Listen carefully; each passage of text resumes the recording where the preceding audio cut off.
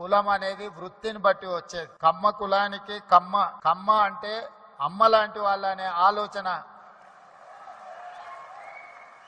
అమ్మ అంటే ఆకలి మీద వచ్చిన ఏ కొడుకునైనా ఎవరినైనా కడుపు చూస్తుంది, ఆకలితో ఉన్నాడేమో ఏమైనా పెడదాము అని. అందుకే కమ్మవారు భూమిని నేలను నమ్ముకొని వ్యవసాయం చేసి మట్టిలో నుంచి బంగారాన్ని తీసే పంటలు పండించి 10 మందికి సాయం చేసే కమ్యూనిటీ కమ్మ కులం. అందుకే ఒక సినిమాలో కొండ మీద అమ్మోరు కొండ కింద కమ్మోరు అని అన్నారు.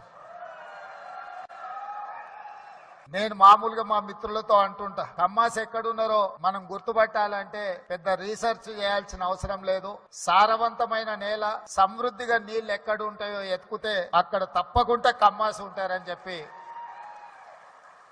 అది ఇవాళ కర్ణాటక అయినా, తమిళనాడు అయినా, తెలంగాణ అయినా, ఆంధ్రప్రదేశ్లో అయినా ఎక్కడ చూసినా సారవంతమైన నేలలు